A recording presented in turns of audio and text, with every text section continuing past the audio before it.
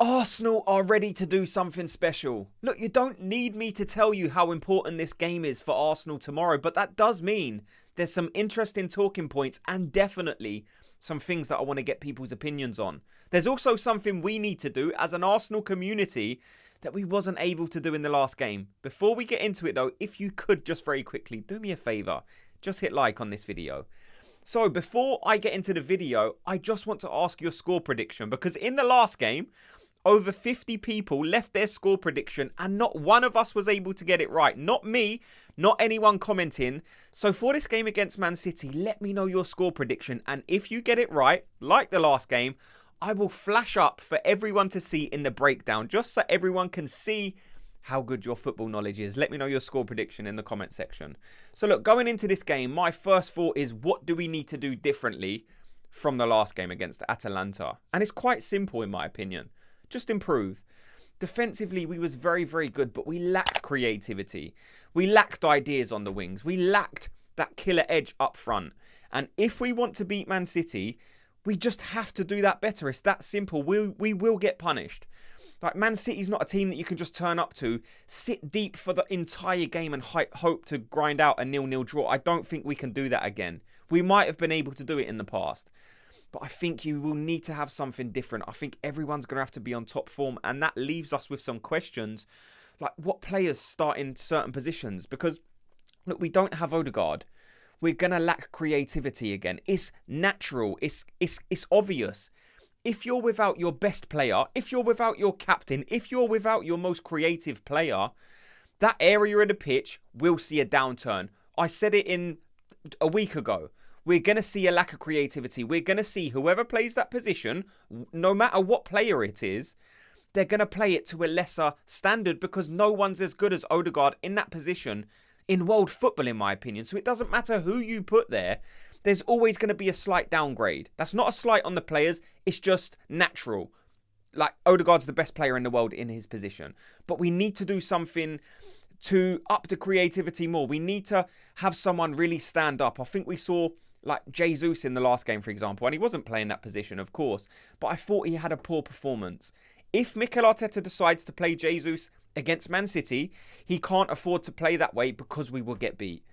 If Martinelli plays in the last like he did in the last game, in terms of not being able to take his chances, we'll probably get beat. We're not going to get many chances against Man City, so when they come up, we absolutely have to take them. There's no other way that we can beat Man City. And that leaves me asking another question about Gabriel Martinelli, because he can be an incredible player. But in terms of defensively, he's so good. But if I'm looking at a winger, I don't want his best attribute to be that he's a good defender. He's a winger. Show us what you can do going forward. I'm not just talking about beating a man. I'm talking about switch on. Like, look at the game, understand the game, download the data and show us what you can do. Can you beat a man?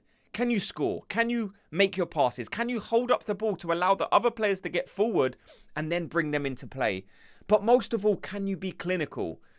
I think we saw in the last game that we played City away, there was a chance where Trossard could have laid Martinelli in, and maybe that could have been a different game. That could have been the moment where Arsenal won the game. It might be another similar game like that where Arsenal are going to have to rely on one moment. This could be a game where it might be a set piece. This could be the game where it could be a free kick, or just that one moment where you need a little bit of luck. You're going to need a bit of luck. Look at the team you're playing. This isn't anybody. This is the most dominant team of the last however many years. It's going to be hard. So like I said, Martinelli's got a massive job to do in this game. And that's another question. Do you start Gabriel Martinelli? I want you to let me know.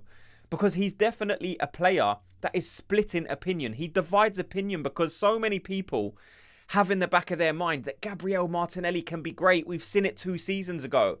Like, where's that player gone? And I understand it. I see people getting frustrated because they know Gabriel Martinelli can be a brilliant player. But we've just not seen it for about 2 seasons. Do you keep Gabriel Martinelli in the team? Do you go with Raheem Sterling? I'm going to give you my opinion in a second, but let me know. What do you do with Gabriel Martinelli? Do you start him in the Man City game, or do you start someone else on that left wing? Let me know. So, team selection. This is the team selection I would go for. And there are going to be so many positions that have a difference of opinion. There's going to be some variables, right? David Raya is not one of them. He's going to be in goal. Ben White. I'm hearing some interesting takes out there of people saying they would prefer Jurrien Timber to play that role and then Calafiori at left back. If you're one of them people, let me know. I honestly start Ben White at right back. I don't think he was that bad in the last game. The game against Tottenham, I think that was probably his worst performance of, I don't know, the last 6 months.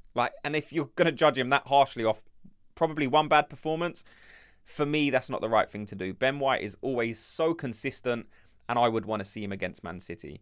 Next to him is going to be Saliba and Gabriel, of course. And then left back, again, that's another debatable position.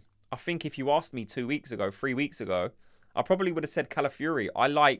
He's probably slightly better defensively than Jurrien Timber, in my opinion. Now, we might not have seen that yet because Jurrien Timber come in against Tottenham and he hasn't left since. He's been absolutely phenomenal. He looks so, so good. So that's why I'm wondering what to do there. Because, look, my best team would probably have Calafiori in, but the way that Timber's playing, you probably can't afford to drop him. So I probably do go Timber in that left-back position and then CDM. What are you lot thinking? Do you play Rice in the 6 and then play Jorginho slightly forward? Because I don't. I know many people want to start Jorginho, but for me, I still go Thomas Partey in the 6, Declan Rice in the 8, and then I go, who do you play in the 10? Who plays in Havertz? Who plays in Odegaard's position? Is it Havertz? It probably will be. It probably will be Havertz, and he may go Jesus or Trossard up front. For me, I would actually keep Havertz up front because I think that's his best position. Now, I think he done really, really well in the last game, and the fact that he was showing so much bite, so much aggressiveness, probably will sway Mikel Arteta's decision in playing him in central midfield because, if that's exactly what you want from Havertz, he's big, he's our tallest player. So if you can get that player to run around, tackle, be aggressive, then central midfield might just be a good position for him. So I'm going to go with what I think Mikel Arteta's going to do. I think he's going to put Havertz in the 10. I think he's going to have Saka on the right. I think he's going to have Martinelli on the left because he does offer that defensive stability. That he's better defensively than Sterling. He's better defensively than Trossard. Is he better than those guys going forward? You would probably have to say at the minute we haven't been able to see it because the end product's not been there. He's done everything else so well, but Gabriel Martinelli just needs to improve going forward, and he will need to in this game. So for me, Gabriel Martinelli will be on the left. And then up front, look, I'd probably go Trossard up front. Gabriel Jesus can be a great player on his day, but it certainly wasn't his day against Atalanta. I thought that if I'm being harsh, I think he played poorly. I don't think he's a poor player. I rate Gabriel Jesus highly than most people from what I'm seeing in my comment section. So many people, when Gabriel Jesus plays, get frustrated with him, get out of our club. I'm nowhere near that. I just don't think you can play Gabriel Jesus against Man City. Now, that doesn't mean Mikel Arteta won't, by the way. Mikel Arteta might see it as Havertz in the 10, Jesus up front. He might see that as the right thing to go for. But for me, I probably start Trossard instead of Gabriel Jesus up front in this game. But like I said, let me know your starting lineup in the comment section. Let me know who you guys go for because we're not all going to have the same opinion. We're not all going to have the same guys in the same position. And it's interesting to read what other people would go for, what kind of tactics they would employ. Like I said, that is the team that I would go for. And I think we can go to Man City and get a result there. Now, look, I'm going to make a statement here that won't make everyone best pleased. I don't think this is going to be the most exciting game in the world. If you're looking for a thriller, if you're looking for goals, I don't think you're going to find that here. We've seen what kind of manager Mikel Arteta can be. We've seen the fluid, beautiful artist that Mikel Arteta can be. But we've also seen this stingy, deep, clever Arteta that he can be. It's almost like he took certain bits from Pep and Wenger with the play, the tactics, the play forward. But then he's also took some stuff from David Moyes. He can sit deep. David Moyes in the past has been a manager that's had to sit deep, soak up pressure and then hit teams on the counter.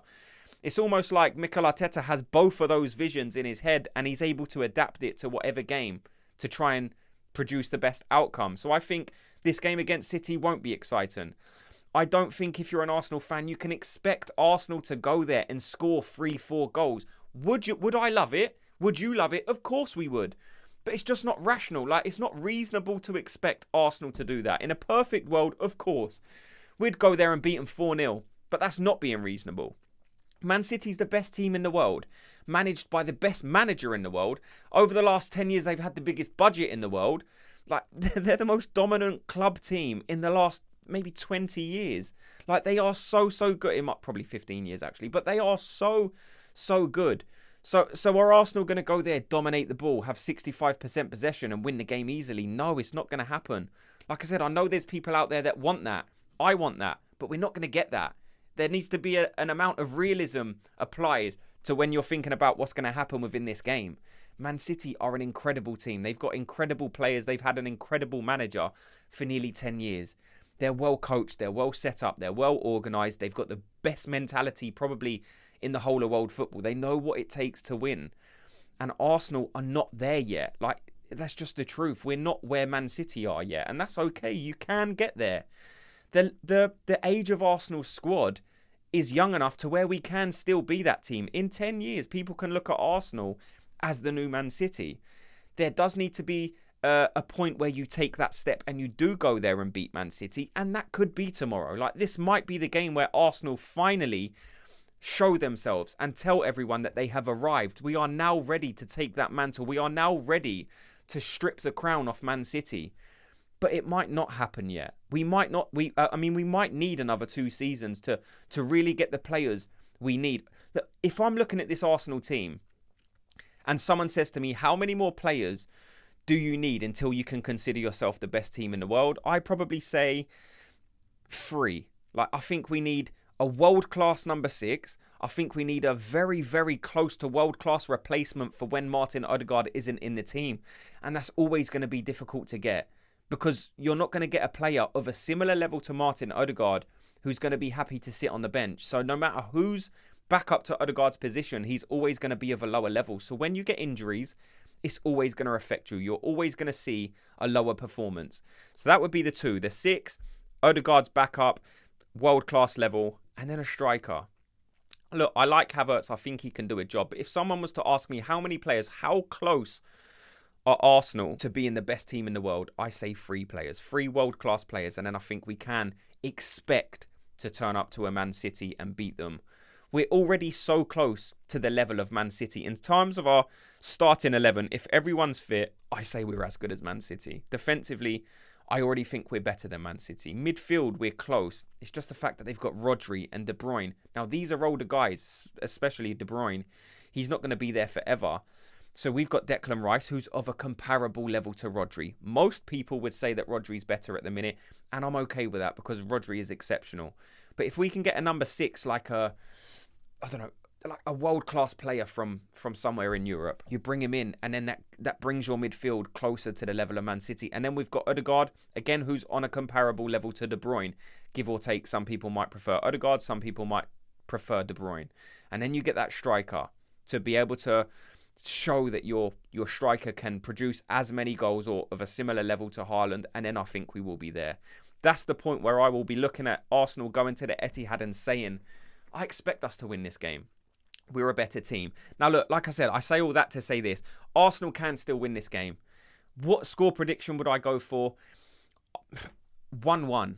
I expect this game to be 1-1. I don't expect a high-scoring game. Of course, it can be a high-scoring game, and I could look silly with my prediction. If that happens, I'm happy to look silly because it'll be an exciting game as long as the goals are shared between both teams. Look, I would like Arsenal to go on and win the game 2-1, but for me, I just think 1-1 is probably more representative of where this Arsenal team can look to achieve a result. I think 1-1 is probably fair, but let me know your guys' thoughts in the comment section. What is your score prediction? And like I said, if you get it right, in the breakdown on Monday, I will flash it up on the screen to show everyone that you are the first guy to get the correct score prediction on the Goonerfactory. Thanks so much to everyone for watching and listening. Before you go, if you could, just do me the favor, hit like on this video, just like it and subscribe, and I'll speak to you all in tomorrow's video. Gooners, have a good day.